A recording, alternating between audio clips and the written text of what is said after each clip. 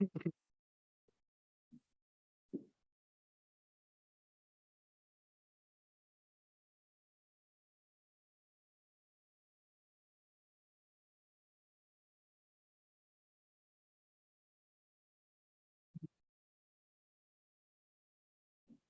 Minute रुकेंगे भैया, हम तो करते हैं स्टार्ट बस। Yes.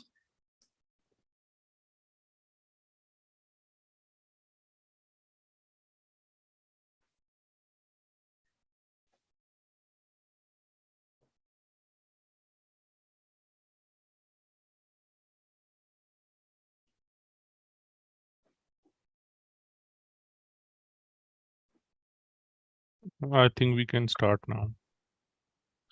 Okay. Hello, Jabim everyone. My name is Rahul. So I welcome you all in our Bluebird Foreign Education and Career series. So today we have our friend Vishal Thakre.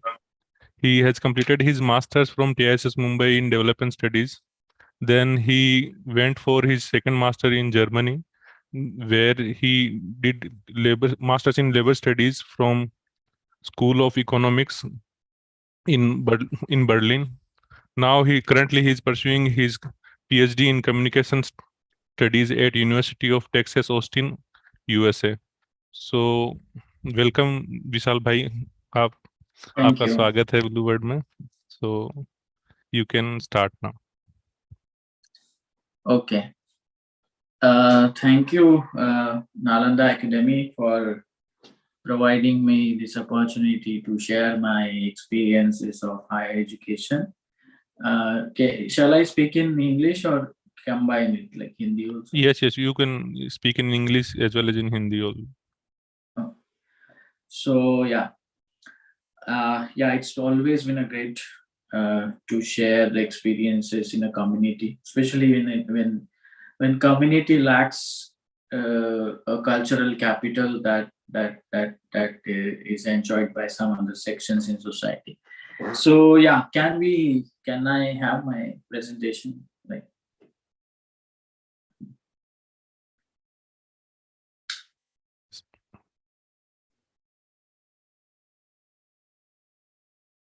yeah. So I would like to start with a message that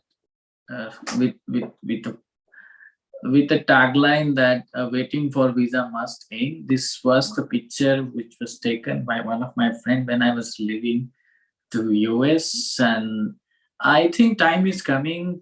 We can see the kind of transformative change that we are witnessing in our community, the number of people, number of students from our community who are actually going out. Yes, day before only one of my friend and student actually flew to Netherlands for his master's studies in one of the best institutes called in IIT in Netherlands. So it's a water institute. He comes from an OBC category, like what you call hair cutting. It's called Navi in Maharashtra. So yeah. So I'm starting with this point that waiting for visa must end. So we should aspire for overseas education, abroad education, whether it is masters, whether it is PhD, or whether it is any sort of diploma, or even conferences, or even fellowships. So Baba Sahib wrote this phenomenal text which actually laid out which was basically a collection of his brutal and cruel experiences with the caste. So he tells us his story of childhood, how he had to face the kind of brutality of caste despite being looking nice and presenting himself as in like Savarna kind of look. He was faced with a cruel face of the cruelty of caste. So we must aim that by our efforts, by educating ourselves. So I will be focusing mostly like on three word message that Baba Sahib had given us: educate, agitate, and organize. Okay. So yeah, next slide, please. So to begin with, like I am making it more visual or like visual and verbal presentation because I feel like it makes more impact. on the audience and also the person who are listening to this. So you can see my picture with my PhD cohort here, which is a cohort of this almost like 2022 to 2026, so 4 years PhD program. I am deliberately posting it here because among all of these people, I am the first generation graduate coming from one of the most, let's say, socially disadvantaged and oppressed section of the society. So I have talked to many of my classmates and also batchmates, and then I realized that I come from a completely different and unique experience here. So sometimes what we feel that we never had a beginning, okay, and making an attempt itself is our politics. Because when I am saying that we never had a beginning, I'm referring to our past. Like when I asked to some of my friends here, they told me like some or the other member of their family kind of got went to university, especially like got some undergraduate degree or masters, or were mostly working in like so-called white collar professions which requires a professional qualification, sometimes master's degree, sometimes PhD. So you require an expertise knowledge in order to get into white collar profession. So when I looked at myself, I realized that my mom hardly went to school. So she what you call, she just uh, passed 7th standard, and my father is also 9 fail, and my grandpa never went to school, my granny never went to school, and all these guys had some or the other past whose parents were like educated in the university spaces. So you are special here. Remember that you carry that, you represent that past which is full of inequalities, which is full of oppression, which is full of not being given opportunity to actually go into colleges and study. So even like you have the same scenario in India, wherein you are the first generation learner. So you have to leverage that, own that past, that you are a struggler, you are striving so much to get into the higher education spaces, which is underrepresented. Okay, so you have to make sure you have to own your past and articulate your politics of presence. So presence is your making application. Okay, so remember that you always represent a community, and you acknowledge the fact that you are a first generation. Sometimes, like, I am not talking for those who are not a first generation graduates, but first generation graduates, you have to claim yourself that I come from a history wherein education was denied, and I am making an efforts and every possible steps to actually do value addition in my to my human personality. Like as Baba Sahib put it rightly, our aim is nothing but to reclaim human personality. So that reclaiming human personality happens through getting education, okay, and developing critical thinking. So when you are actually applying for PhD, it's like it's a quest for acquiring expert knowledge. You are not doing you are not applying here for, let's say, getting introductory knowledge or preliminary knowledge. You are applying here to make yourself train into a critical engagement with the knowledge structure. So how knowledge is produced, you become a knowledge producer here. You don't merely end up being a knowledge receiver here, but by doing a PhD, you become a knowledge producer here. And as you can know from Indian traditions, Dalit and so-called historically known and untouchable communities were not supposed to produce the knowledge, they were just supposed to consume the knowledge. In the beginning, they were not even allowed to consume the knowledge, but now you are, with the constitution, it has made possible. Okay, so when you draw from your past experiences, you can actually articulate your present in a much effective manner. So why I am telling this, I am basically telling this that Buddha's message, which is an Attadipa, we have to enlighten ourselves, and enlighten means we have to reflect back when we are actually making such application to international universities, because you have to present your context, and once you realize your past, present politics, your future definitely will be brighter one. Okay, so can I have next slide? Yeah, for this I am going to be very brief, and I would prefer to engage in a discussion or conversation if you have any questions, because I don't just want to be like lecturing you, because I am not a great fan of lecturing. I am more for like communication and dialogue, because dialogue helps you learn from each other, and I don't also claim that I am an expert on it.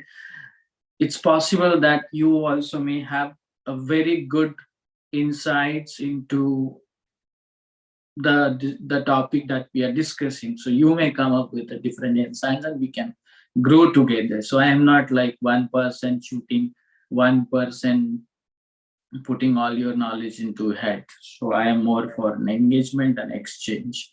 So what you need first, like the very first question that comes to our mind when we plan our PhD or foreign studies is, you need an idea.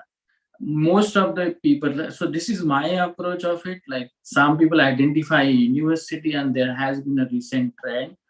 uh, am I speaking fast? Just let me know if I am speaking fast. It's okay. It's fine. Okay, because I have realized here, because American speaker people, especially the people whose mother tongue is English, they speak very fast, and sometimes you miss out the things, so you have to struggle a lot.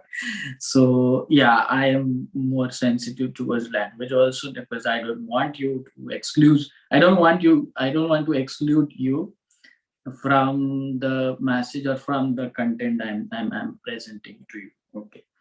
So yeah, so my journey has largely been like, my approach is little different. I don't identify the university first. I think about the idea of research that passionates me, or that has in a way driven me passionately to look for answers. Okay, so what is my idea? And I have put Dr. Ambedkar. So I don't see him Ambedkar right now, Dr. Ambedkar right now, because he was just young being when he went to Columbia University. Okay, so Bhim wrote a phenomenal dissertations. Okay, when he was into his 20s, 25, 26. Yeah, he mostly wrote his one of the best works that is still referred today in history, sociology, and economics also. So imagine like a young being, like what is that research idea that motivates you more, and that you think of has a potential for researching it, like, and if it has already been researched, like what is that research idea, research question that comes to your mind, कौन सा ऐसा सवाल है जो आपको सताता है, and then you want to find answers to, like how caste how caste still remain exist in urban areas, क्योंकि बाबा साहब ने बोला था कि leave the village and you get into urban areas so that you can get rid of caste. But you can see the caste still exist in urban areas in many subtle ways and different ways. How does it operate? How does it function? And what are the critical nuances of it? And what are the ideological and totality of framework through which actually it functions and perpetuates in Indian society, and what urban and what complex configuration it actually produces in the process. Okay, so such kind of questions. Just say I thought about this question like in general. So this is the question I'm engaging with, and then what I will do, if I have particular question in mind, I look around the people or look around just the work which is already there. So if somebody has already researched on, let's say, urbanity and caste, I will look around the literature around it. I will look around the reports on it. I will look around books and research article on it. So you just simply have to Google it. Okay, you can just simply go to Google Scholar and you'll find whole range of literature. Okay, why I am telling you this, because what happens most of the time in case of our students, we end up repeating the research ideas, and that is why when we reach out to the professors that I want to work on this, they get an impression that this aspect of this topic has already been explored. So what new thing are you going to do? That is your question. And research is all about not answering the questions which has already been answered, right? Research का काम नई चीजें खोजना है, ना कि फिर से रिपीटेशंस आंसर देना है. Okay, now so that is why you need to offer a new insights into existing body of knowledge. So तुम्हारा questions का जो ये होना चाहिए research question या फिर any research idea, it should be born out of your own new insight कि this aspect is not explored enough, and that is why there is a gap, and I think I can explore this aspect through these methods. Okay, so this should be your point of concern when you are thinking of PhD or even master courses for that matter. Okay, so as I have already told, write down what has been explored. पहले ऐसा कौन सा काम हुआ है, just write it down so that you have a knowledge of what is out there, and then what remains, what is the gap. Find out that and then articulate your proposal or research idea. That this is what I want to do. Okay, here I have some new insights I want to offer. Okay. Then once you have a research idea, you look for a people who has like worked on this idea or similar lines of inquiry.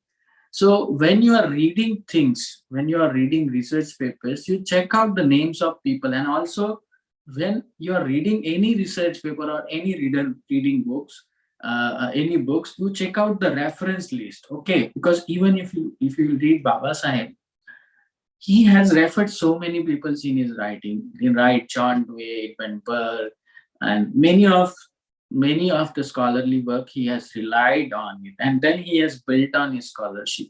So check out the reference list of the research piece probably that you're reading. What does this do? It helps you to identify people. मेरे को बहुत लोग पूछते हैं कि professor कैसे ढूंढने का, तो there is no like, people can tell you the name of 2 or 3 people, but what about like if you want to write to many people, how do you reach out? And you can simply Google out the names of professor. If you don't know the name of professor, then you can't just simply do a Google search. So this approach can help you to identify people in the domain which you are interested. Okay, you are interested in. So check out the reference list. You see the names of professors or people who have worked on this idea, then copy that name and just check out, Google it out, and then you know their affiliation. Okay, this person has worked on this aspect and then he is associated with this university, and then check out whether that university has a that department he is associated or she is associated has a PhD program. This is how you navigate. Okay, just don't directly jump onto like this person works on the cast, and of course, if you know that person, then that's fine. But you also refer to their works and ideas they have worked on. Can we have next slide? Yeah. So once you have identified people, what you need to do actually? Okay. So how do you execute your thought? Now you have an idea of research. You may be thinking that I know now, I have a clarity about what research I want to do and to whom I want to approach. This person may be a good fit for me, good choice for me in order to be able to work with or let's say do my PhD in. Okay, so you need to do your plan of action. So I have posted here Dr. Ambedkar's letter written to a German university in German. So it was a young Bhim writing to a German university about his plans to study in University of Heidelberg. He wanted to study Sanskrit, and he wrote that letter in German. So imagine the kind of effort that young Bhim was making in order to pursue his educational aspirations. Okay, he wrote that letter in Germany, and letter basically says that he wants to study Sanskrit and religious studies in University of Heidelberg. They had a department, and he had finished his PhD from London School of Economics. He had submitted his dissertation, and remaining time he wanted to use it for like knowing more, studying more about religion and Sanskrit, because he was not allowed to learn Sanskrit back in India. So why I am putting this story here, because I want to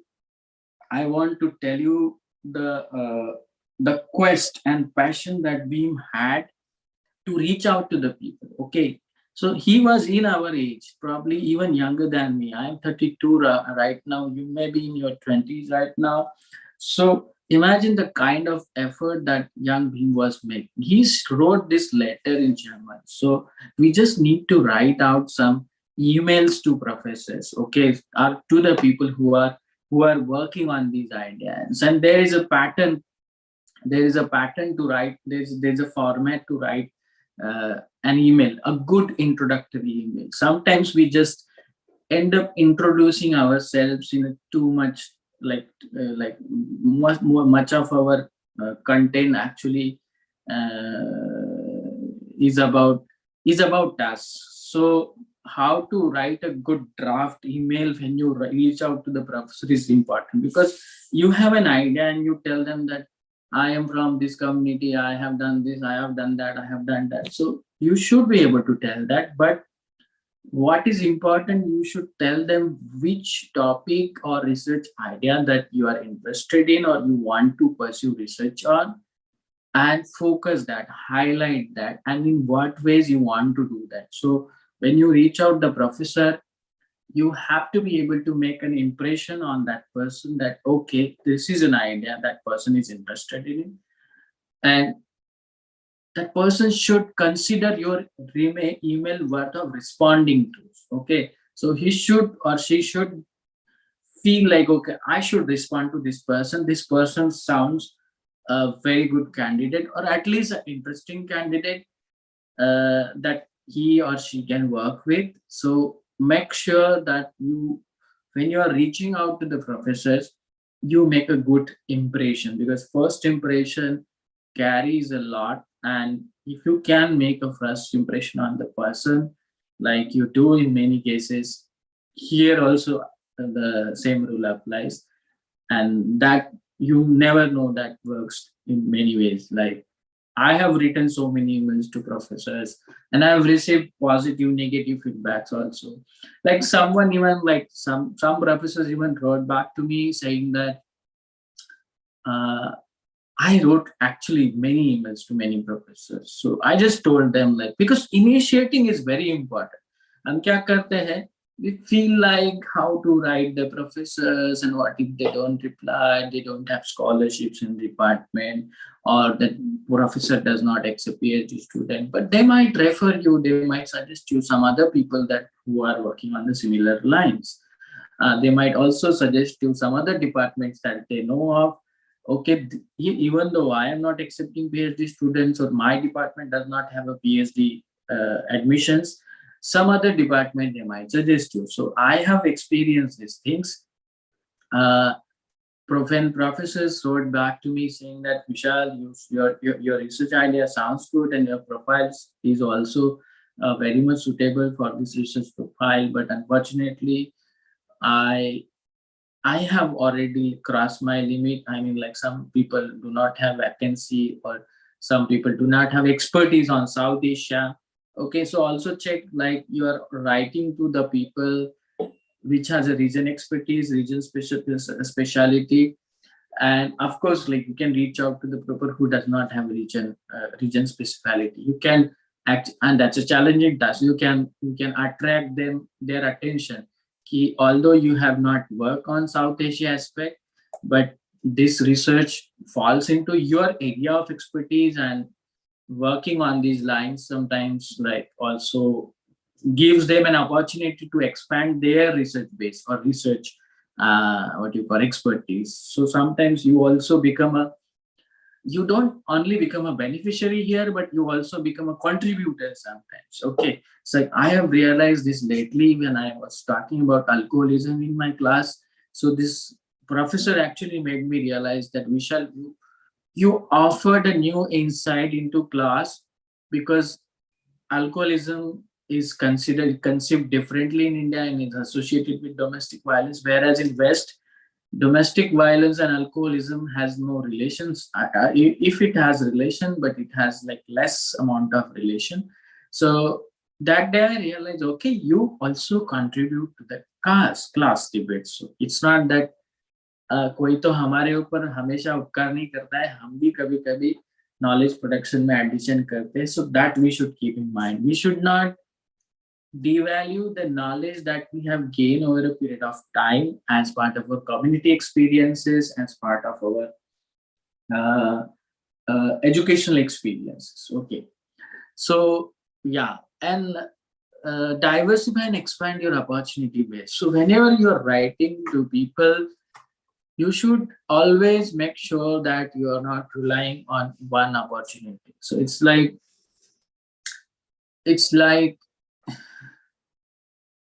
you are just writing to one professor and you are passionate about, like I have seen this thing in our community lately, that I want to go to LSE only, London School of Economics only, Oxford University only. So this Ivy League passion and what you call craze has been kind of, I have found this lately.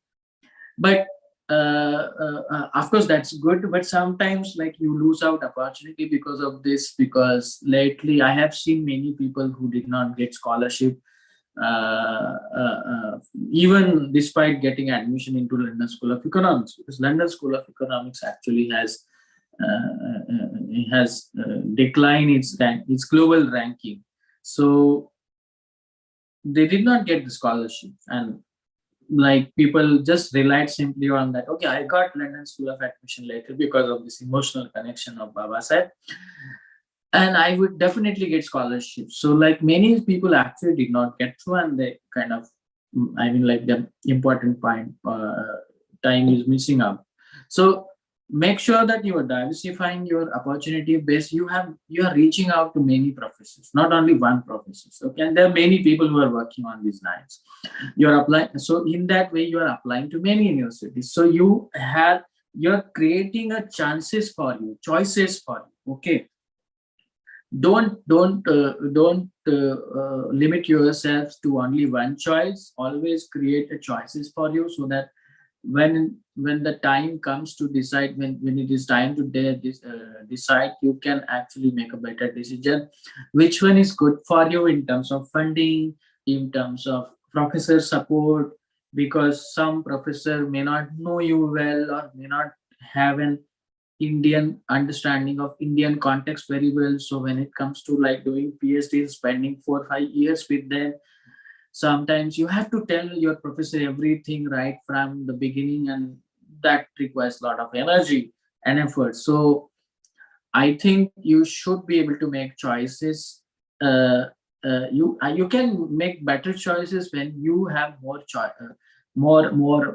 opportunities available in front of you. So like imagine that 4 people have responded to you positively, and they want to work with you, they are interested in your ideas, and you have a choice now to list down like who you want to work with and who would be the better person to actually to take your project forward.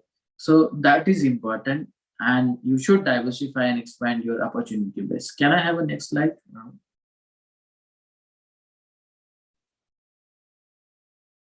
Yeah.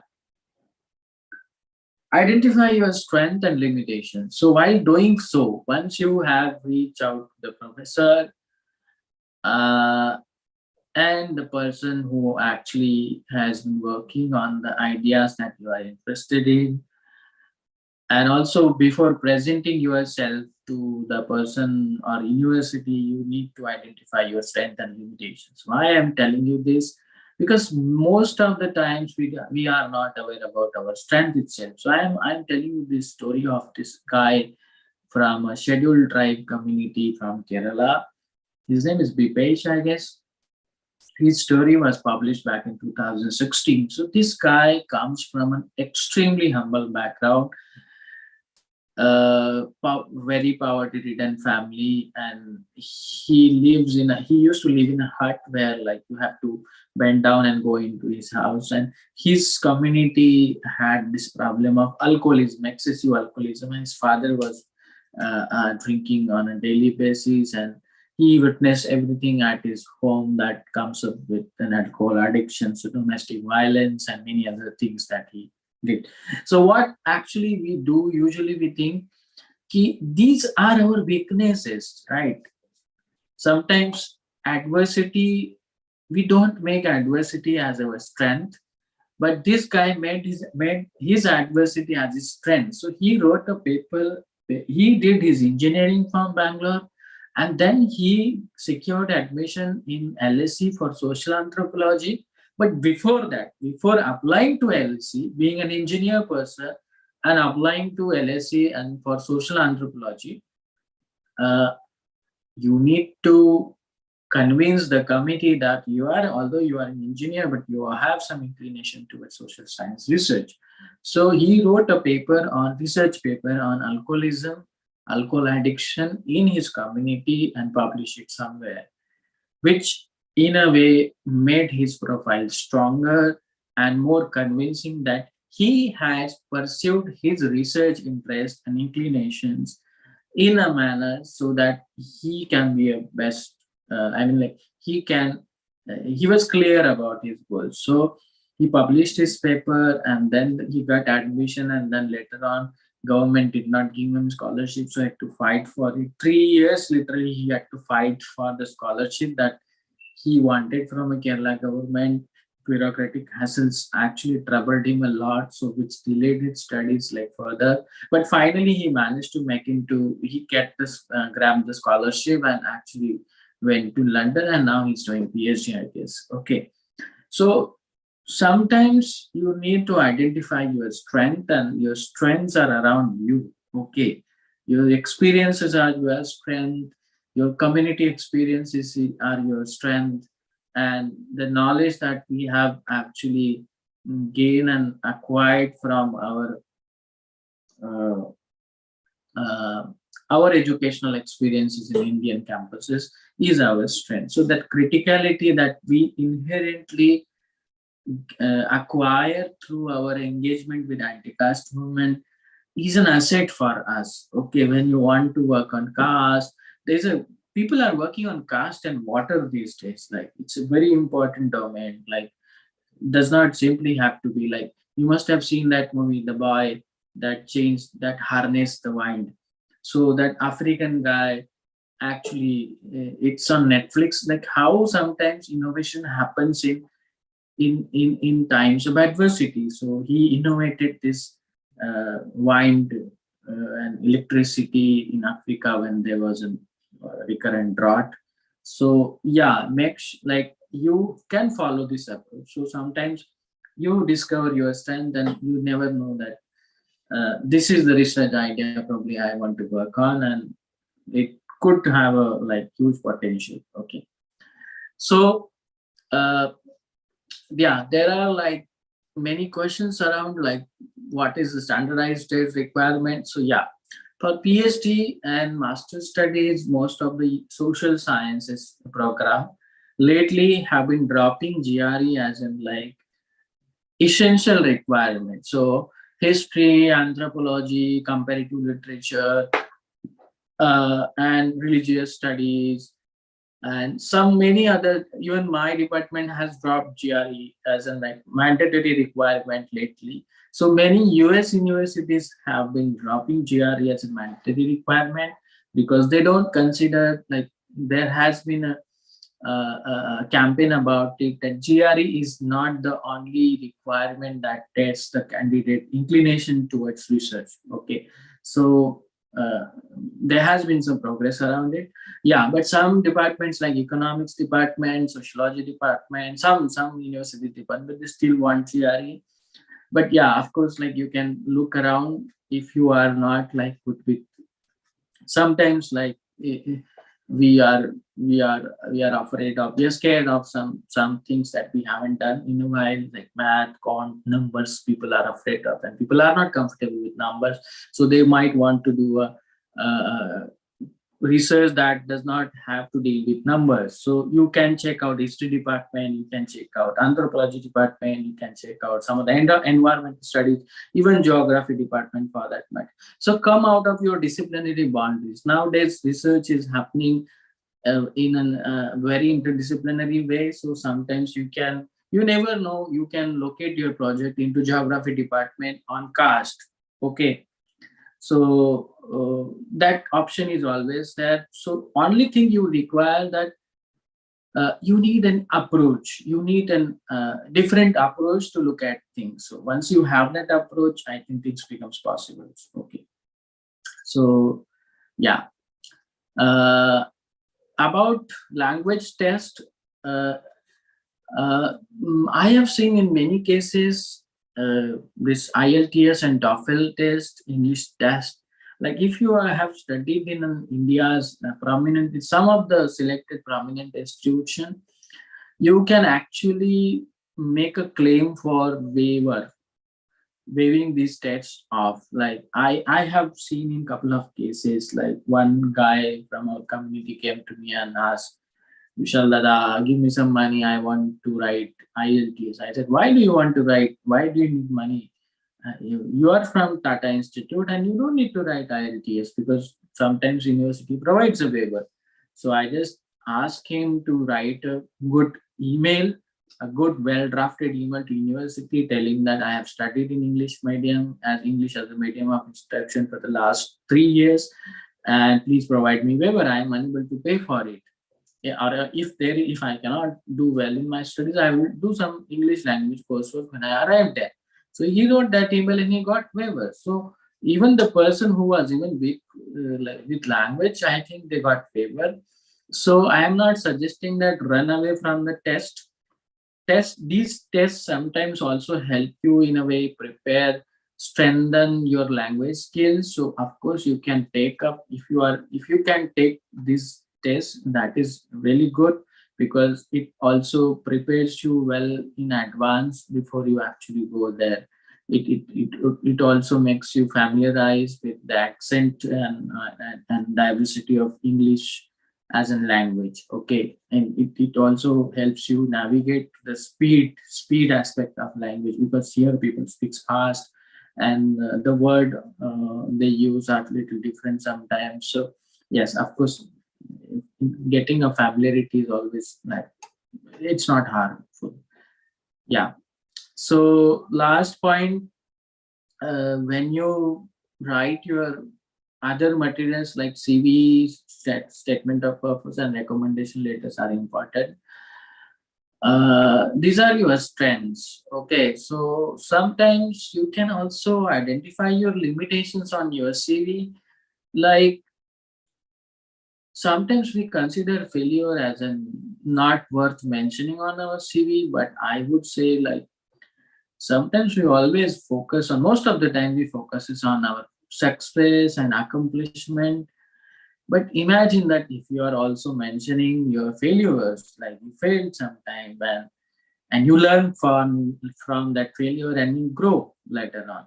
So there has been some like CVs which mention their failures. So the CV of failures is one of the new aspect I came across recently. So and that makes something different. No, like people do not always succeed. Like you had some failures in your life. So and if it is worth of mentioning, like if you grew afterwards, mention that. Like that's fine. Like you have it tells them the trajectory that you have grown with certain experiences in your life.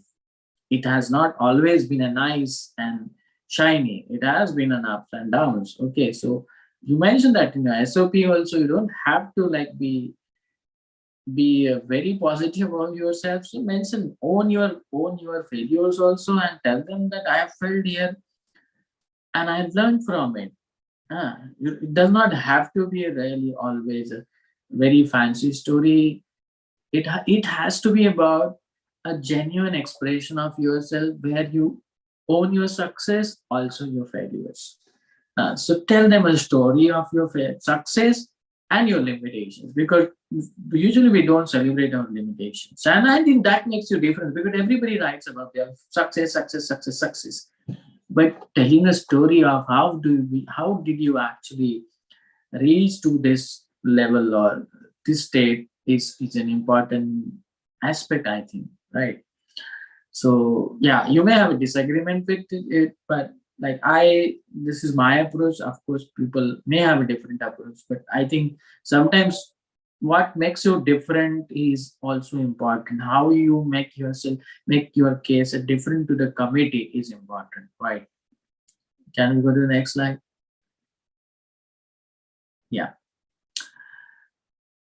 So yeah, how once you have things sorted out, you need to draw a timeline for you, like putting things at par, because that is the most important aspect. And most of the times we have too many ideas, and sometimes we are not able to put things at in line. Okay, so that is important. So make sure that you have a timeline for you. This is the crucial time for application. So most of the time application begins in October onwards, because it's like way advanced in like way earlier and in advance in case of foreign universities. So US applications usually begins in November, October onwards, and ends in December most of the times for funding. And some universities have deadlines in January too, but like most of the universities have deadlines in December.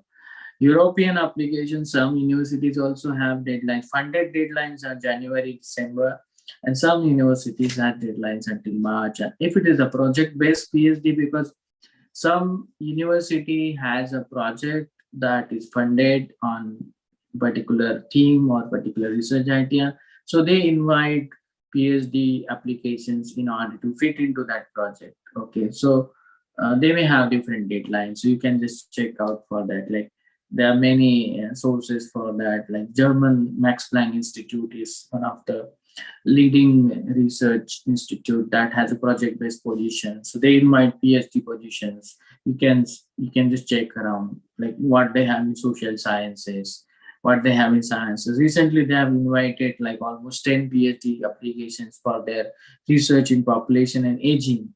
So Germany is one of the country that invests that has a lot of money for research in aging and population, this aspect of it. So people who are into IIPS in our Mumbai, they can actually go for such kind of and even in my university, like there is a center for population and development, so like they also have a PhD position, and sometimes they don't want GRE, so you can just check out. So my point is like checking out things is important, because we already have this preconceived knowledge of GRE lagta hai, and then there are many requirements, publications lagta hai, and all these things. See, publication is an advantage. It is a leverage if you have, but if you don't have, it doesn't harm you. Like even I did not have a publication for that matter, but I had a writing sample and I had an approach. My research, my teaching experience was very strong. Like I have taught for almost 7 years, so that made me actually land a TA position here. So sometimes that's why I'm telling you again that identify your strengths. If you have research experience, focus on that. If you have teaching experience, focus on that.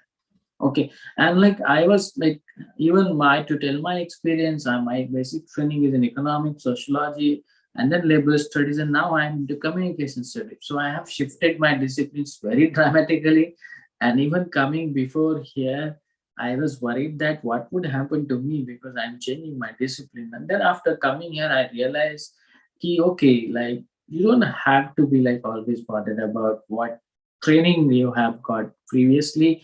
You can always bring contribute to the new discipline with your disciplinary training expertise. That so I come from a political economy, sociology, economics background.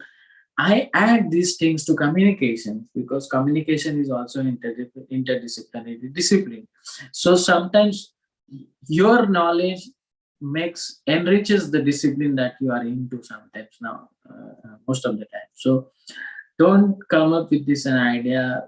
Get out of this idea that okay, I am from this discipline and how can I apply to this department?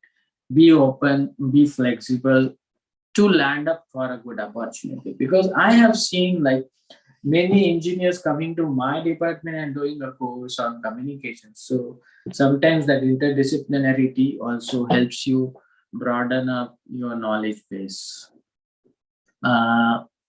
Yeah.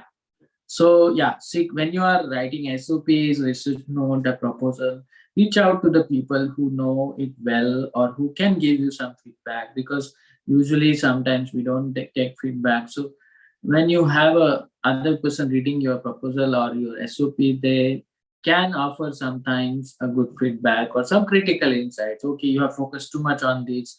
Your research question is not clear.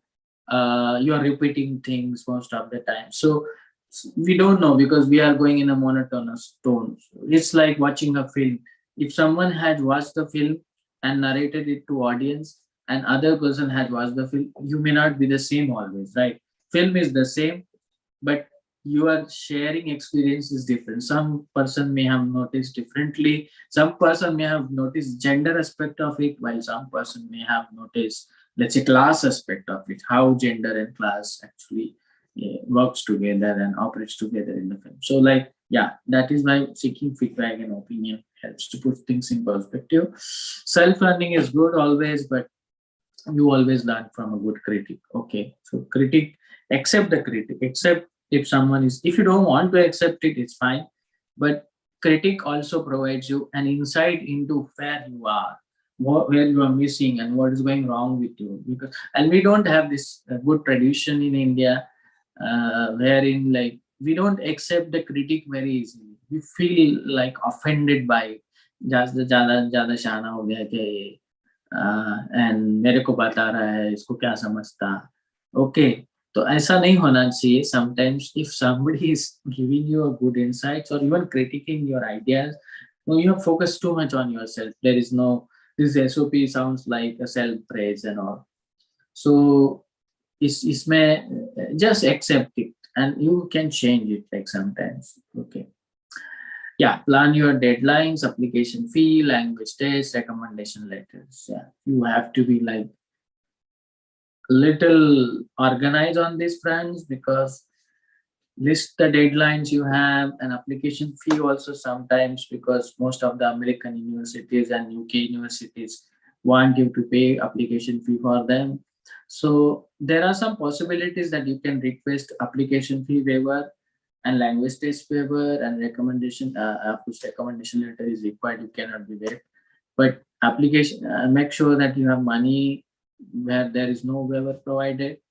And if waiver possible, even sometimes waiver is not there, you can write. There is no harm in writing just one email to the university, even if they don't have provision for like waiving application fee. Writing an email will not cost you money. So sometimes university gives you surprises like, okay, I cannot afford $100 application fee, but I'm genuinely interested in applying to this your PhD program. And I come from this community wherein my family situation does not allow me to spend such money on like, I am not, it's not affordable for me. Yeah, you can make some case, and you never know. Sometimes university gives you coupon.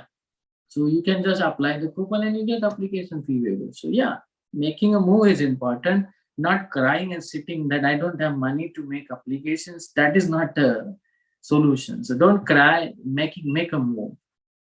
Yeah, next slide. Yeah, this is very important. Most of the times in India, we have this great practice wherein we are told to write about yourself and professor just signs the letter. So when you are writing about yourself, don't boast off. Give a third person impression to the committee, because the committee has seen thousands of letters before yours one. Okay, they have been practicing and part of the committee, admission committee, for like many years, and we assume them, okay, these guys will not understand this, or they know who is writing for themselves and who's boasting. So just make sure that you are not boasting, and you are not just self-praising. You are not too much into self-praise. You also highlight your growth story, like I told you. So when you're writing on behalf of professor, make sure that you are explaining the trajectory, not just focused on so much of accomplishments here. Make sure that your learning growth is reflected in your letter. It should not be only about your achievements. It should be about a story that where you actually probably where you limited where you are learning. It should depict the story of your learning growth, learning curve. Okay, and then it gives them a good impression. Okay, this sounds like a genuine letter written by a professor, and yeah, worth considering. Okay, yeah, and also make sure that your professor is actually submitting it on time, because most of the professors sometimes are busy, and then they are also writing recommendations letter for many other people. So you have to continuously in touch with them, be in touch with them, and also make sure that they are submitting on time, because sometimes you miss the opportunity not for not being like for not submitting the letter itself. Yeah. Next. Yeah. Funding is the most crucial part. So I have put this story of one Nigerian American first generation girl who actually got admission into 8 Ivy League universities with full funding. So she is also first generation woman from her family, and she has managed to get into these now like many universities with funded admission, only because of her very innovative approach and leveraging her own past and present. Okay, so it was not only her academics, but it was also her politics to enter into universities, that why she should be considered worth of like being admitted into these universities. So she got into Harvard, MIT, Brown University, Columbia, and many other things. Okay, so make sure that you are creating choices for yourself. You are not depending on the choices. Okay, you should have a choices for you, and then you should be able to decide for yourself, which is good for you. So I have offers for like 4 universities, and then I am able to decide. So reach that level of state, and also plan accordingly. Okay, don't just rely simply on like okay, this is the positive reply I got from professor, and I'm sure that I'll get it here. And then sometimes you don't get it, because most of the times it's a committee decision and something goes wrong, and then you completely get disappointed. Okay, so don't do that. Create your choices on your own. Like as you go into shopping, and there are many choices. Like think of these lines. You are shopping in the mall, and then you have choices for you. Okay, but don't get into, because some professors don't like it. So make sure that you're not shopping around. If you have expressed some commitment, to stick to that. Yeah, funding are 2 types: external, internal funding. Internal funding usually provided by the university, so they have number of scholarships and funding available for the students, those who are joining the program. And external funding it comes from outside the university. So like your government scholarship, like NOS, Maharashtra government has scholarship, and some other state department has scholarships. So that is an external funding. So if there is no internal funding, you can tell the department that, or a professor, that I am from this community and I can bring in external funding if you give me an admission to this course. So sometimes professors are willing to support, because professors are like worried about funding. How will you fund your studies if I give you admission? So if you can tell them that I can bring some external funding, but don't simply tell them from the beginning, because then you might lose the internal funding opportunities.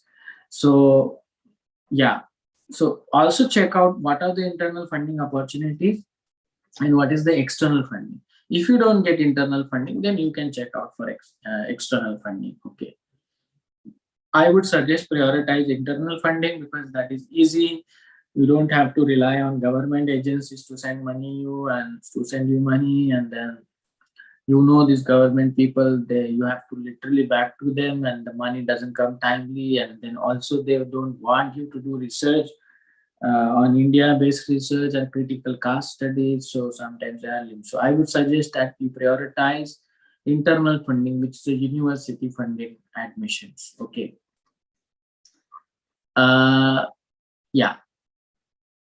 Yeah. So sometimes if a department does not have internal funding or adequate internal funding, you leverage this government scholarship. You tell them that I have a best chances of getting a scholarship from the local government, and I can bring some external funding to department.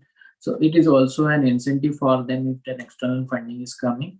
So yeah, keep this strategy both ways, internal, external. Okay, if internal doesn't work out, prioritize external. Then there are other external agencies that we don't usually apply to. Like if you are planning for Germany, DAD is there, Felix scholarship is there for UK, and Commonwealth, Chevening scholarship. Chevening, our people have lately been applying and also getting selected. If you are interested in Chevening, let me know. But Chevening is only for masters. I know some people who have actually got into Chevening, so they can mentor you. They've started mentoring also. So yeah. Yeah, and there are more opportunities of funding in USA. So funding wise, USA is better. Next slide, please. Yeah, so this is last slide probably. Yeah. So this journey is always ups and downs. And age-wise, I would say, like, don't rush for PhD. This is my personal advice. Because I have started my PhD at the age of 32, 31. And I think I am better informed to do PhD because I got some experience, and field insights are of course important, teaching experience. I have engaged on multiple levels. So yeah, many people may be thinking that experience always comes with it's a linear experience, but it's not a linear experience. It is always with many ups and downs. Cherish it, learn, and move on. So my photo back in like almost 10 years, no, not yeah, 10 years back. This is my undergraduate photo where I never dreamed. I was like a very simple, shy, normal guy, not even knowing how to give a pose when somebody's clicking the picture. So and I never had a thought of studying outside, but things change a lot, and you can see in the next photo what is the transformation. So I also studied in a vernacular medium, like non-English medium, until my graduation. And yeah, as opportunities came, I think you witness a transformation within yourself, which is a very enriching transformation. Like you learn new things, you do value addition to your personality, and yeah, that's how you grow. And growth is a constant process; it's never ending process. So yeah, I am still growing, and yeah, I wish like you also celebrate your past, make your present, and move on. Like we are all learning eventually. So yeah, I think I am done. Like, I covered the basics. But if you have any specific questions, yeah, this is my last slide, I guess. Yeah. So yeah, we are no longer weak now. We have a cultural capital, especially Nalanda, and some other individual people and some other organizations also doing a great work. So now we don't have to we don't have to worry about that. There is no mentoring available now. It's mentoring is available, and in every possible field, mentoring is available. You just have to make use of it to the fullest extent possible. That reach out to people, and if one person cannot like answer your question always, because reach out to other person. Let me develop this. अरे एक बार उसको email किया, फिर answer नहीं किया, वो कमीना है, respond नहीं करता है वगैरह, entertain नहीं करता है. Sometimes people have their own priorities, but they are not bad always. Okay, we change we change our opinion about people very instantly. If people are being nice to you, they're nice. Like, you develop a nice opinion about them. But if people are not being nice to you, you develop a bad opinion about them. But yeah, like reach out to many people. Don't rely on one people. Like you may say that, I gave a lecture and when I wrote him an email, he didn't even respond. Like, but sometimes people are actually have some other priorities and they miss it sometimes. If somebody is doing it deliberately and intently, then that's a bad point. But some people respond late also. They have to navigate their priorities. So yeah, we are strong now. Thank you, Vishal. Thank you, Vishal bhai. It was a very nice presentation. I believe that many doubts has been already clear of our students. If anyone still have any query and doubt, please ask. I can unmute you if you will raise your hand, and otherwise you can type in a chat box.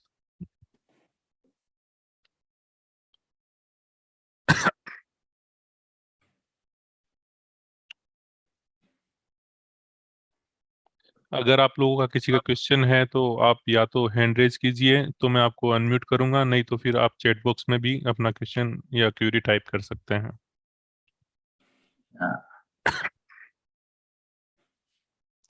सो भैया मेरा एक question था, ये आपने SOP वगैरह पे सब पे वो कवर किया. एक ऐसे पे आई थिंक ऐसे जो होता है अगर सबमिट करना होता है यूएस में स्पेशली ये 5000 वर्ड्स का ऐसे भी सबमिट करना होता है साथ साथ में एसओपी वगैरह के साथ में, तो वो किस तरह से क्या होना चाहिए, क्या क्या चीजें उसमें कवर होनी चाहिए? So usually essay they ask as a writing sample example, okay, or PhD, and it's a necessary requirement because they want to get a sense of your previous experience with writing, because you are going to get involved so much into writing once you join the PhD program, okay. And PhD is not just about writing assignments, but it's about writing research paper, producing knowledge, as I pointed out earlier. So their motivation is not to evaluate your exact perfected experience with writing, which is a published work. Like they want to make sense whether this applicant has some experience with writing or not, and what is the quality of it. So make sure when you are submitting such essays, you should submit your best work. So it may be assignment also, unpublished assignment, but you should feel like, I own this work. I am proud of this work that I wrote for a particular course.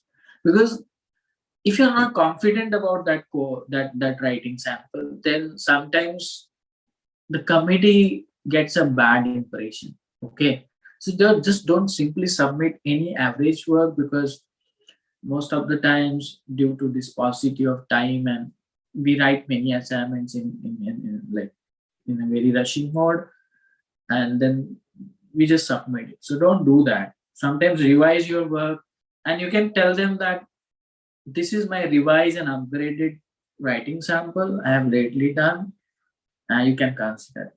And they consider it. Like it's not like it should be as it was written 5 years ago. You can revise it, upgrade it, and because it is for the committee to evaluate your writing experiences, get a sense of your writing, and it should not be like published always. If it is published, then it's an advantage for you. Yeah, thank you. So I think Bharat has a question. He has raised his hands. So Bharat, I unmuted you. You can unmute. and ask your question. Hello. Hello. Hmm. Are Yes, you Bharat. able to hear me? Yes, Bharat. Yes, Yeah. please ask. Yeah. Okay. Good evening. See, actually, I am a working professional. I am working with BSNL as an assistant general manager. So Huh. my background is in electronics, but I have been posted in HR department. So I have completed my law and PG in law also. Okay. So actually, I'm planning to do research, something PhD in law now. So, but now since I'm working, I can't get leave. So I'm preparing for PET of Nagpur University also. So I Hmm. want to ask, can there be some co-guide from foreign university, something kind hybrid thing can I do? So such question I would like your idea, anything like that. I think that depends on Indian university whether they have provision of like having external expert on your PhD committee. That depends on more on Indian university side, because if they don't have provision, so I don't think you would be allowed to take external expert on your PhD committee. But of course, like there is this always one aspect, like even if you don't want, like don't have them on your committee always, because this Indian bureaucratic hassles are always there. But you can always share your work with the professor whom you like or whose work has informed your scholarship, informed your research, or whose work has been instrumental in shaping your ideas of research. Because everybody wants to, like, people are interested in knowing if their work has in a way inspired your work, so they will of course be happy to like give you more insights and also read your work. So it's like informally you can share your work, you can also get the feedback. Yeah, I have seen people like in Mumbai, my friends, couple of my friends, they are doing PhD in India, but they have shared their work with outside professors whom they have referred in their studies, and they have given them feedback also. And one of the fellow, even like one of my friend, even got US Fulbright doctoral research fellowship. So he's here for like 6 months, and it happened because of his sharing. So when he shared his work with them, and then they were very impressed and interested in it, like they liked his approach, and he applied, and they also provided him a hosting letter. So like he could get the hosting letter here, and then yeah, he could just come and clear the Fulbright, both prestigious Fulbright doctoral research scholarship. So he's here and he's talking to them now. So you never know what door will open for you Okay. to be engaged with them. Yeah, thank you. You have answered my question. That means I was going to ask you, okay, you can do some online and you go for a few months there and you can do that way also. So you have answered me. Thanks a lot. Yeah. Okay, now we have a Chetan Kanta. Chetan, I am going to unmute you. You can ask your question.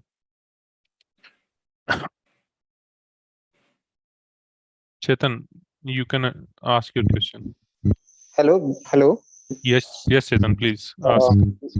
विशाल भाई, मेरा एक सवाल है कि जैसे कि हमने master किसी दूसरा सब्जेक्ट में किए हैं और पीएचडी के लिए अगर और दूसरा फील्ड चूज कर रहे हैं तो वो थोड़ा प्रॉब्लम होता है, तो उसको कैसे हम डील कर पाएंगे, मतलब राइटिंग्स में, एसओपी में, थोड़ा आप बता सकते हैं?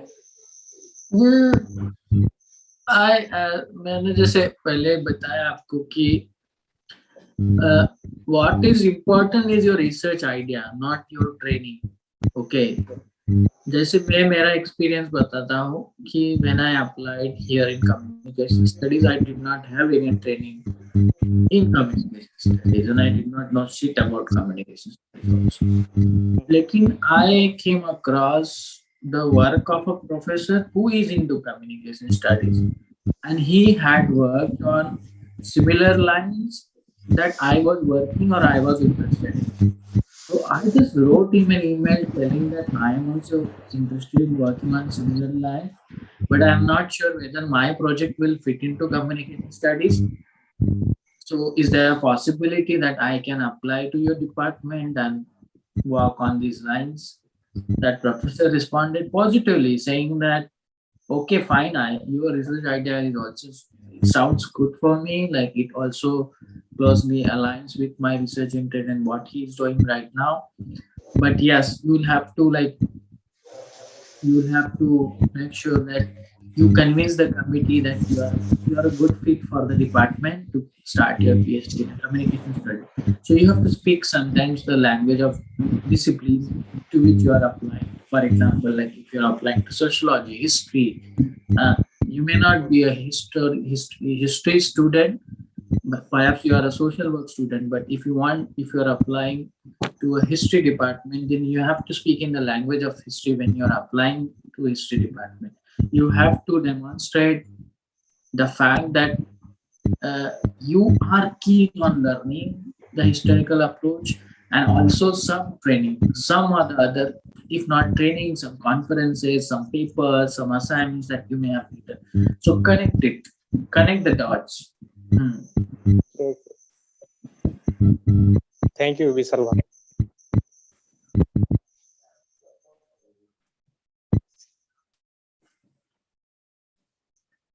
Okay, we have some question in our chat box. So here Samir is saying, if you could share more insight for US scholars, EU scholarship and overall culture over there, and also if you can draw a line of students' exposure between EU and US universities. Yeah, good question. Yeah, see, in Europe, you get a very diverse experience, but European PhDs are little more independent study driven PhDs. So like you get more freedom, and there is a little, I mean, like lesser component of coursework there, because most of the universities, and in some universities, like coursework is not even there. So it's just between you and your supervisor. So you do a very independent study. So like you have more freedom and you devise your proposal, and yeah, you write your research without any substantive training in the course. But I suggest you choose a department where there is some amount of coursework, because we come from a reality where our training is not that rigorous. Okay. And if we are directly jumping on to writing our research independently, I think that's a very adventure. So I would suggest to apply to a university, or even if university does not have a provision, attend some coursework, because methodological skills are very much required or necessary, and some theoretical aspects that you actually learn through the coursework only. You don't necessarily learn it independently. If you want to learn, you can just sit at home and learn it now also. So I would suggest that you get some coursework and apply there. So yeah, in Europe, coursework component is less, but yeah, there's more freedom. And in US, coursework component is very significant. Like minimum 2 years of coursework is everywhere almost across the US. So my coursework itself is like 5 semesters, 2.5 years. And that actually prepares you very well in terms of developing your ideas, methodological orientations, and also create a ground for you to kind of develop your critical age to ideas that you want to work on, or dissertation, something like that. So yeah, US is more about, it's more organized, whereas Europe is organized, but in terms of course structure, coursework, it has a lesser component of it. And yeah, there's a committee, and Europe is more diverse. There's like outside your academic, you get to see the culture, history, like you can just roam around in Europe. I did roam around a lot. That is a good experience. And there is a lot of history. But in US is common experience. Like you don't see diversity much here. It's English speaking country. In Europe, if you cross the border, you see French speaking people, and yeah. So like culturally, you have a very enriching experience in Europe. But if you're critical about it, then you can go back to the time of colonization. Okay. Thank you. So we have one question from Samta. She's asking, while applying to a university, which funding option should we select, internal or external? Can selecting one option can affect our chance to apply another option if the prior get rejected? I think if internal funding is there, you should go for internal funding. But if you are declined admission because of the non-availability of funding, you also make sure that you tell the department that you have possibility of external funding. Okay, that because sometimes university declines admission because of the non-availability of funding, not because you are not good enough. So they have limited amount of funding, and you can tell them that admission coordinator, like if my admission is declined only because of the non-availability of funding, or you are also the person you are in touch with, they know the dynamics better inside, like they have an insider view of like what is going on and why you are declined admission. So that person you are in touch with always will inform you that your application is declined or accepted, and then you can make your moves for external funding if the internal funding does not work out. Okay. So another question is from Baba Rao. He is saying, if I want to do masters or PhD, sometime I want to help my family for finance as much as I can. What can we do in such condition? Always. He want Yeah, to. Okay. you can help your family by you work part-time. You manage your study, balance your study, and work part-time. International students are allowed to work part-time. I did work part-time and sent money back home to my family during my master's in Germany. I was a cleaning worker in a hotel. So because my scholarship was limited and rent was high and my family was dependent on me, so I worked part-time and sent money back home. Okay. So Subham has raised his hand. So Subham, I'm unmuting you. You can ask your question. Yes, sir. Sir, my question is, I want to pursue my PhD I want to pursue my PhD in top university in US like Harvard or Stanford. So I completed my MSc from geography. So MSc geography. So how can I go to the US top university in my further PhD studies, sir? Yeah. Yeah, Sir, I think currently, you should. also currently I am pursuing TIS Hyderabad Development Studies course, sir. Yes, sir. Yeah. So if your Ivy League is your target, then you should check out the department and which department or like your interest suits in what department. So if they have geography department, or let's say some like you are doing a development studies now, so you can also be eligible for sociology Sir, department. I see development studies in Harvard and Stanford. I see that they are also Yeah, available. so check out whether they have PhD programs, and also Sir, check out I the see master's program, sir. Masters, I see. then check out other department like sociology, anthropology, religion studies, and even geography department.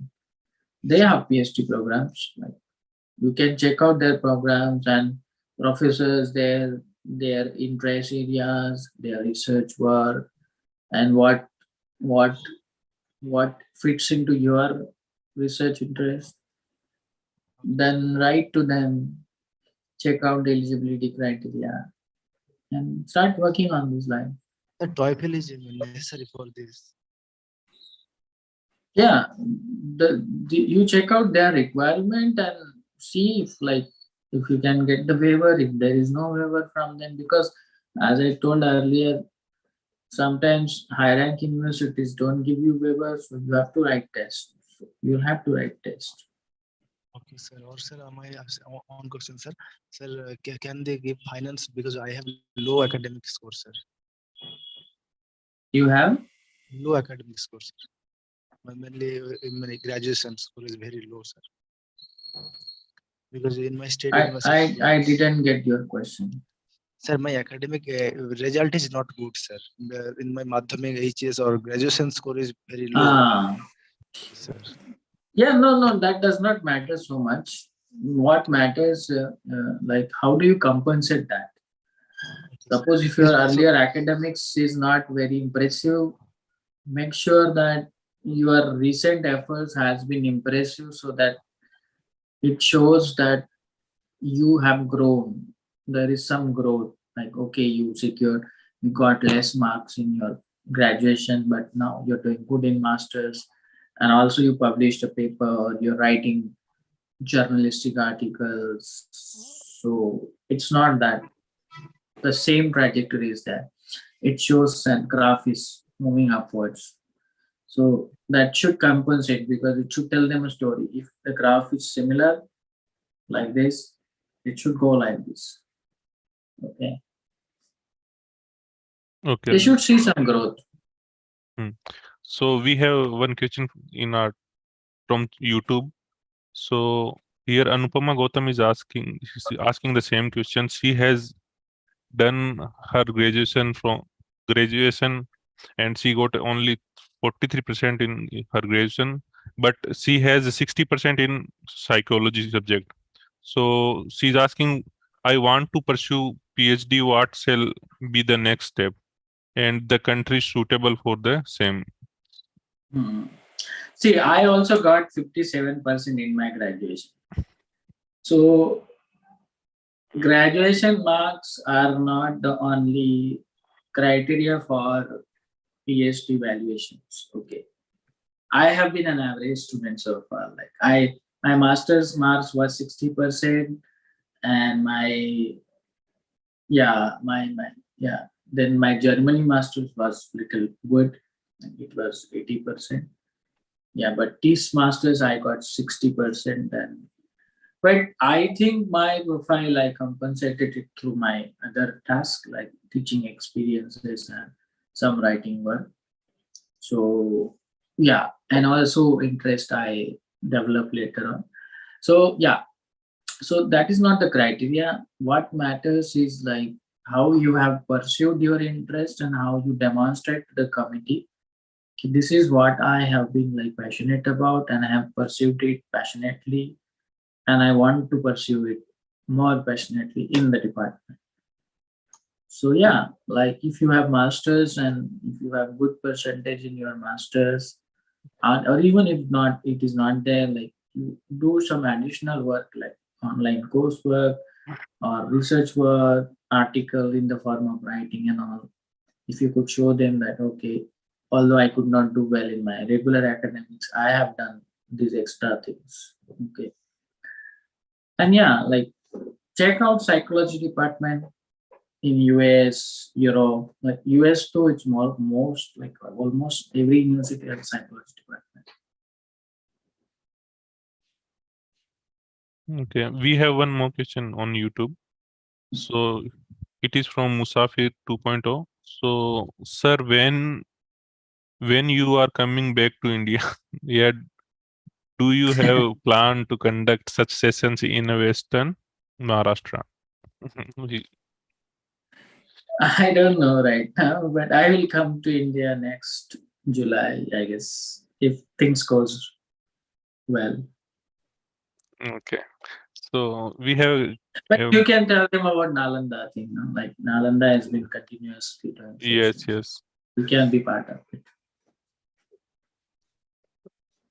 और हम एक ये अभी हमारा Bluebird का एक last session है, उसके बाद में हम 1 या 1.5 महीने के बाद में वापस हम ये गूगल फॉर्म सर्कुलेट करेंगे नए बैच के लिए, तो उसमें भी आप लोग अप्लाई कर सकते हैं. हाँ, right. One we have question in our chat box from Digvijay. He is saying, I want to pursue MBA in HRM, most probably from Europe. Can you provide some light on the same? Honestly, I am not aware about so much about management programs, but there are some other people who has actually done sessions on management program. So you can just go check on YouTube channel of Nalanda, where you can find some important information. Sorry, I am not aware about management. And also in the upcoming session, we will invite some people who are doing their MBA in Europe and US as well. Yeah. So if have anyone any other question, please ask.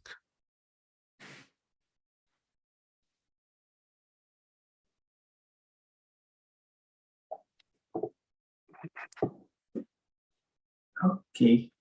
So I have one question, Bhaiya. What is the work opportunities after doing PhD in communication studies from your university in the US only? In the US or in India also? Interesting question. Practical questions. What is after studies? Yeah. This question should be always there. What we are there should be there should be reason for what we are doing and why we are doing it, right? So yeah, there are plenty of opportunities, but like it depends what is your approach. If you want to go back to your country and join academics, that is also one option. But like in India, academic positions like assistant professor and teaching, it's competitive and you need a lot of networking for that. And if you can have a good profile, of course you can enter into Indian institutions too. Like if you want to contribute to your own society, like use knowledge like Baba Sahib did, went back and use it for community purpose and all. Yes, payment wise, like money wise, it's not like well paid position, because what you get here it's very less compared to here. It's very less there. But here also, like you have an opportunity for assistant professors and academic positions. But then there are like, it's also a very competitive market here. Like you can also go for postdoc positions, like which comes for 2 years, 3 years position, which is a paid. And getting into industry is one thing, but you might get a job, but sometimes via visa. So it's like getting a job is sometimes like you can get a job, but what if your visa doesn't work out? So you have to go back to your country. And for social sciences, PhD, visa norms differ. So they have like 2 years of what is called on professional training window. In that window, you are supposed to get a job, and your employer should sponsor your visa and all. So there are like opportunities are there, but these Western people don't want to give more visas these days. So you might get a job, but you may not get a visa. So yeah. But yeah, like if you want to go back, solve your career, that's also a good option. Okay. So we have a few questions in our YouTube. So here Sachin Talkulwar, sorry if I pronounce wrong. So he's asking, can I do research in US on the India-based topic? His university pays for such expenses. What can you say there? He's saying that if he do PhD in US on a India-based topic, will they provide scholarship? Yeah. Only this NOS is little problematic nowadays. Like they don't want people to do PhD on India, Right. especially like the cultural aspect of it. So we have one more question from Yaswant. He's saying, I am planning to get into Masters in Public Policy from US. Which university should I apply? As I told, if like some top schools can be considered, but again, For masters, like he can consider some top schools. Like if you are interested in Ivy League, then there is Harvard, Kennedy, Princeton, Woodrow Wilson School. There are many schools like that. But every university, some public university also has public policy courses, and they are equally good too. And when it comes to funding opportunities, there is a good deal of funding available in public universities. So, of course, like everybody compete for Ivy League university. So, I would suggest like instead of competing for Ivy League university, because competition is very high there, and of course there is no harm in applying, but also focus on like public university that are good and also can provide good funding. Okay, thank you. We have one more question from Study Adda. He's saying, Dada, I have done masters in rural studies from BAMU Aurangabad, but don't think I have acquired skills and gained the knowledge one should have needed to apply for PhD. Should I go for masters? Yeah, if you think like you are not prepared enough to do PhD, then of course doing another master's would be like a good choice, because you get a good training and then you move on to your PhD with some amount of training. That's a good approach. That I would suggest that, because sometimes we passed out from a university that does not train us rigorously to be able to kind of engage into research. No? So yeah, doing masters with scholarship is always a good option before doing PhD. We have a question in our chat box here in Zoom. So here Samta is asking, do we have to do postdoc if we do PhD from Europe? Because PhD is there for only 3 years. No, not postdoc is a post PhD employment. Okay, so if you don't get a job, you do postdoc. So it's not a mandatory requirement. Like postdoc is kind of a rehabilitation for PhD scholars, or like more of an independent project. So like if you want to go for independent research or project-based research, usually postdocs are independent and project-based positions. So yeah, after your PhD, if you get a job, you don't do postdoc. If you don't have anything to do, people apply for postdoc position. So it's a kind of transition period between your job and after your PhD. Okay. So another question is from Rohit.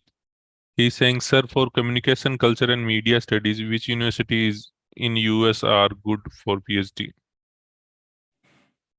There are many universities. My department is one of the high-rank university department in communication studies, but there are other departments too. Like just check, Google it out. Communication studies, best department in USA, and there is something called National Communication Association. You can check rankings there, and also the kind of research that people are doing and you are interested in. So yeah, that would be. Okay, Silpa has raised her hand. So Silpa, I'm going to unmute you. You can ask your question. Okay, Yes, thank Silpa. you. Yeah, Jebim Dada, it was very nice lecture. I'm Shilpa. I'm studying currently in APU Azim Premji University, Bangalore. I have done my BSc, then I did my LLB, then I did my LLM, and now I'm doing my MA development. So basically, 2 undergrads and 2 second PG I'm doing. My question is, I'm actually too much confused. I want to go for higher education, that is PhD from abroad, anyhow in my life, but the certainty is not there. Interest also shifts many times. Universities also shift. I keep searching on internet what to do, where to go. Even there is confusion between law and social science. So sometimes I feel I should go for law background. Sometimes I feel I should go for social science background. So that interests also keep changing, and it's very confusing actually. From where to start, how to start. So yeah, I just want your comments on that. I think this question requires some more time to answer because it's a very individual specific question, and I think we can talk about it more if you can like reach out to me separately, because I would like to know more what you are state of your mind. So I don't think I have an answer right now, but yeah, talking more with you will give me some ideas about what you want to do. And Broadly, Yes. my interest is caste and gender, and also intersectionalities between caste, gender, and law, for example, in that matter. But I don't know how to start it, and it's very Yeah, abstract. you can think of some PhD programs in social science department like women's studies, or let's say even sociology or history for that matter, if you want to, if you are into more of an historical aspect. If you want to use your legal skills here in terms of analyzing the caste, gender, and women here, then you can check out for some interdisciplinary programs in the law department here in US or even in Europe where you are suitable or you find interesting. Yeah, make sure that whether you want to use your legal expertise or legal knowledge in your PhD research, if you want to do that, then check out some law department as well. But if you don't want to do that, focus on social science department. Also, I have been studying in English since 8 years, not 8, 10 years actually, since 12th, 11, 12th. So that was also, I was thinking I am preparing for IELTS or something, that any English proficiency test. But again, I feel if I get any waiver from universities, that would be good. I'm not sure I will get or not, but yeah, I'm just asking you that is my qualification, learning qualification in English gives me chance to have English proficiency waiver, or what? Can I try for it? Of course, you have studied in a good universities, and there is no harm in writing email. Just make and attend.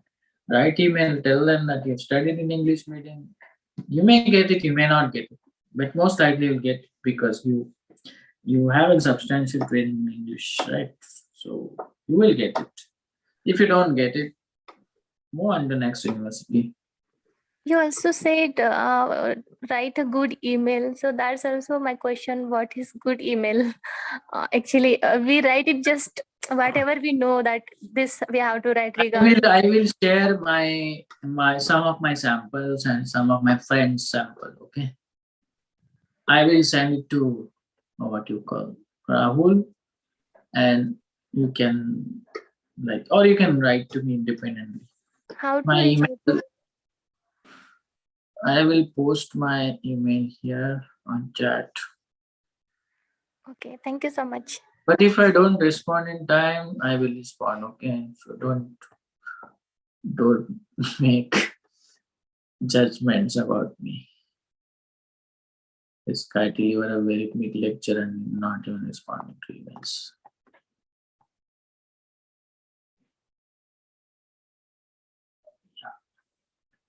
It's a small V, okay? Now it's capital, but it's a small. Okay, we have a question from Take Swapnil. two more final questions. Yes, please. We will take only 2 questions. So one we will took from our chat box and one we will took from YouTube. So here, Swapnil is asking, would it be beneficial to do a PhD to abroad with the same field specific experience after the masters? What does she mean by field? Okay, Same Swapnil is there. Same field or same discipline? Swapnil, I'm going to unmute you. You can directly ask what you want to say. Swapnil.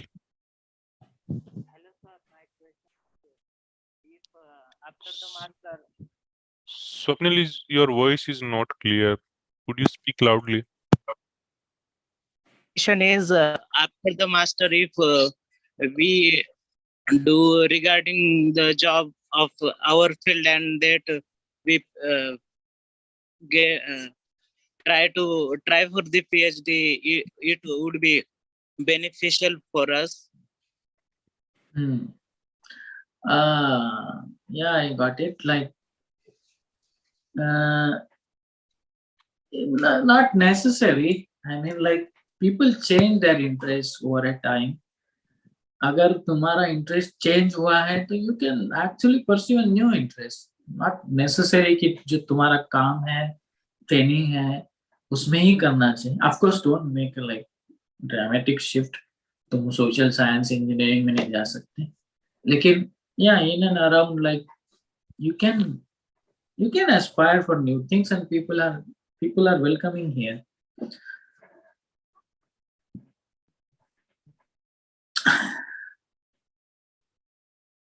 Yes, next question, Rahul. Okay, next question from YouTube we are taking. So here I Bhagwati is asking, I want to pursue MA in political communication or policy communication. So what background or point in CV I need to have to do that? So what points in CV she should mention if she wants to do a master's from political communication and policy communication? I think it depends on our training also and practical experiences, because political communication is more about, it's about theory as well as practice, right?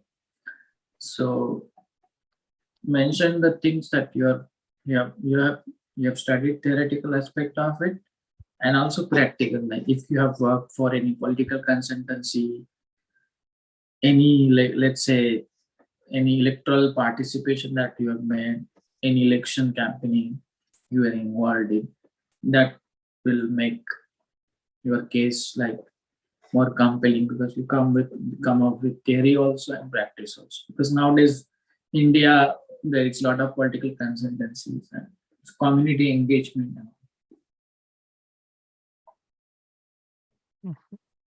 Okay, so thank you Vishal Vyas for coming and I giving us. can see one hand raised here, so we can Okay. take final and then close it off. Okay. So Rahul, I'm going to unmute you. You can ask. Yes, Rahul. Yeah, thank you so much, and Vishal and everyone else over here. They're going to everyone. And I don't have a question, but I would like to just say that, Vishal, you have given a really nice talk, a very insightful one. And rather than asking you a question, you have really enabled, at least me, to self-introspect and raise question to myself. So I'd like to really thank you for that. Yeah, that's all. Thank you for such nice appreciating words. So thank you, Vishalda, for coming and giving your precious time to us. I believe your presentation or your knowledge will help our student to get into PhD in US and Europe or in masters as well. So I believe we will have more session in future with you. So that will also help our students. So thank you for I coming. would love to engage more, of course, with limitations of my time, but I would be happy to engage. Thank you. Thank you. Shall we leave the meeting? Yes. Okay. Bye. Bye. Jai Bhim, everyone. Jai Bhim, Jai Bhim.